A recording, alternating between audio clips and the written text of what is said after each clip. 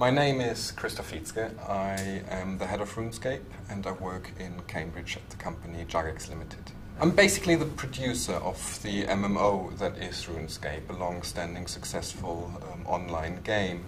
I decide on what actually goes into the game, so I basically make sure that everything works very smoothly. It's beautiful when you see positive reactions from the players. Nothing is more rewarding than to work in a company whose goal it is to make fun. It's beautiful.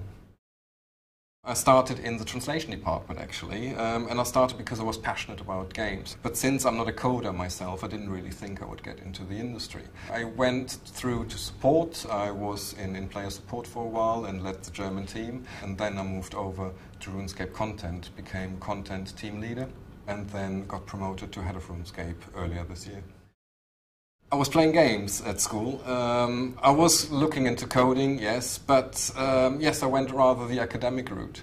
I never had a dream job.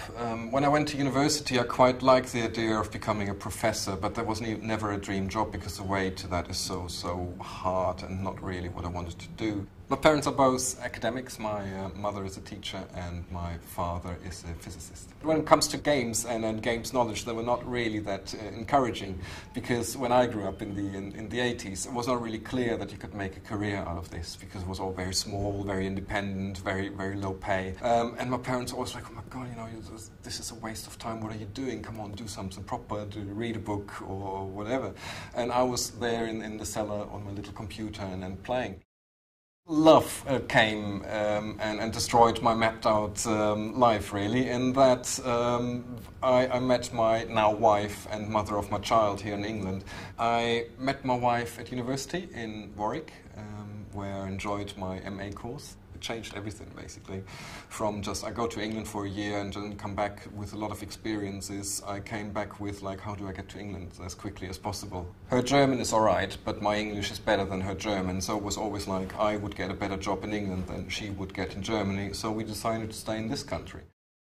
The biggest obstacle in my life would possibly be to decide what I would do in England, to kind of like say, I come to this country to earn money, kind of like, what could this be? The eye-opener was when I worked on a part-time job in a little PR company, where they basically really liked my organizing skills, so that they said in the end, I do the work planning basically for the 5 people. That really opened my eyes to kind of like, okay, this is what you're really good at, this is what you could sell, so just find an industry that is good fun for you and try to apply your skills in there. That was my history teacher, Mr. Bollick, who basically taught me critical thinking. So nothing is as easy as it seems on first sight. Always look for a second opinion on everything, because you might miss something very important. So when people tell you, like, there's a problem, we can't do anything about it, and you say, let's step back, like, there's always options that we can take. And that has helped me a lot here. I enjoy playing games. I enjoy playing with my little girl, who's 11 months old and who is everything in my life. Yeah, and enjoy doing a bit of bike riding around, again with my little girl at the back. I love a bit of telly, but mainly it is games that consume my free time. If I see myself in the games industry for the rest of my life, I think right now I would say yes, but it's just been 4 years that I've been in this industry, so it's quite hard to say what I'll do in 30 years. In the companies that I worked for before, I always was the nerdiest of all, and here I'm one of the least nerdy people. That's absolutely beautiful.